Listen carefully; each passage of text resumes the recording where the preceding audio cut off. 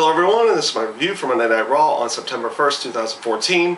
And, to be honest, and now granted, it's probably because usually the Labor Day show, or most of the holiday shows in general for the WWE, don't come off all that good.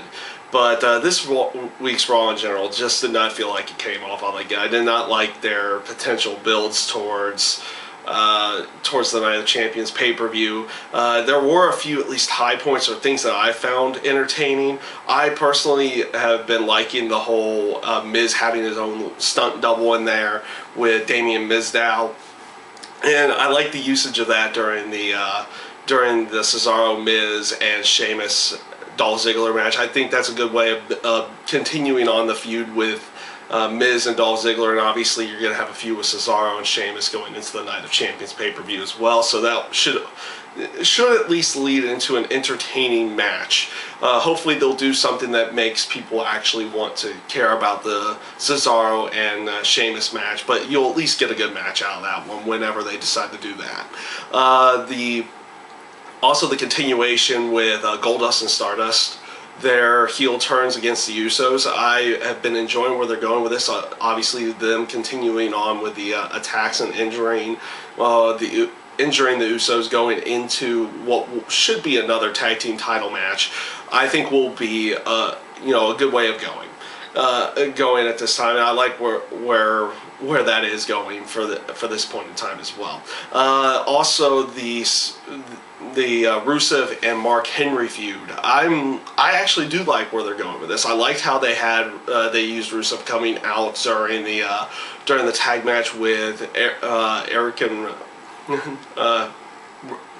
Rowan. Sorry, I'm losing my train of thought there. Rowan and Harper and Big Show and Mark Henry, and to deliver the kick to Mark Henry, and then subsequently Mark Henry comes out and retaliates later on in the show, and I like where they're going with that. It seems it definitely makes it feel like they're posing like a big test towards Rusev here, having to face Mark Henry at this time. I've always liked Mark Henry on the mic as well, and I think they delivered well with that one. But other than that, the Paul Heyman promo on the John Cena Lesnar match I thought was really good as well. It wasn't anything special, but I do like how he was making points like, Triple H views John Cena as this cash cow, and this is the last time Triple H and the WWE is going to be able to milk Cena as a cash cow, because Lesnar is going to pretty much end him at the Night of Champions pay-per-view. Other than those, 4 little snippets, pretty much the rest of the show I just did not think was really, it really wasn't working all that well. I didn't like the opening segment with the highlight reel with, eventually leading to Triple H, Roman Reigns, Jericho, Kane, Orton, and Rollins being out there. Of course, Triple H being there as well.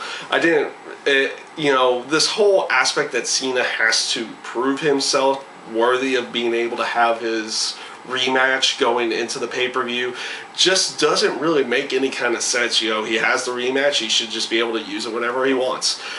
So trying to create a story where it's like, oh, I'm going to take away his rematch even though it's been approved, it just did not come off well in any way for me, especially with the feud with you have Randy Orton, Kane, and Seth Rollins pretty much going after Roman Reigns. Now they're going after Brock Lesnar or something in this sense. It just did not come off well, and it didn't come off well throughout the entire show. I didn't like the 6-man tag later that night for the main event. It wasn't done well at all, at least in my own personal opinion. The Six Divas match, tag match was, it was what it was. It was just awful, and pretty much there to say, hey, Total Divas is going to have their 3rd season coming up soon. And same with the other Divas segment. I don't think they did well with there, but at least you give them a little bit of credit for consistency.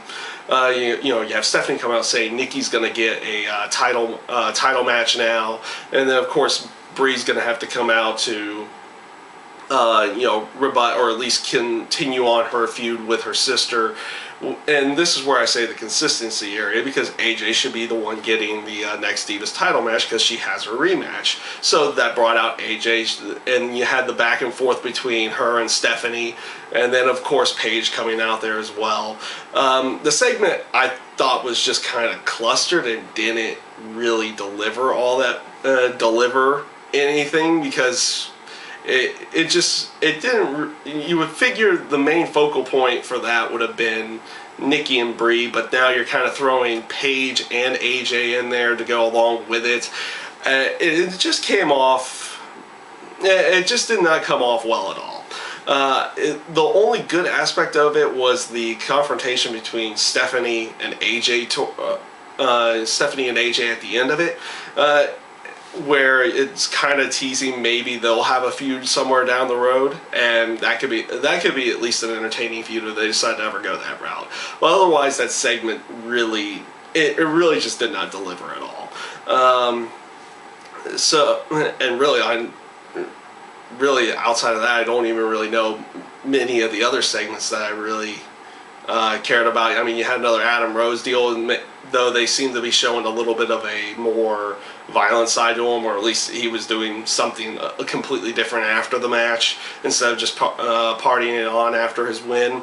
But otherwise, Raw wasn't very memorable, and honestly wasn't all that good to begin with.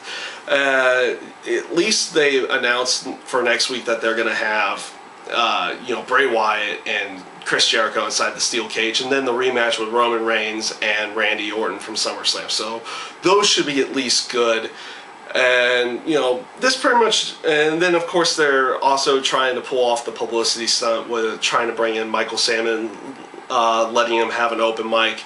My own personal opinion, I hope Michael Sam decides to respectfully decline coming on to Monday Night Raw, because I don't think it would be very well received, not because of his sexual orientation or anything. It's just on the aspect that with the wrestling fans, if they're there, they want to see stuff based around wrestling. They don't want to just see a football player on the show itself. So that's why I would say it wouldn't be very well received on the show. So hopefully he does what many would probably think would be the best thing to do, and not show up on Raw. I know WWE's done this in the past, and none of them have ever shown up. So I think that will be the case with this as well. So yeah, that's pretty much my review this week for Monday Night Raw. I thank you guys for watching. It was just not a good Raw at all this week. So hopefully they'll do better next week leading into the Night of Champions pay-per-view.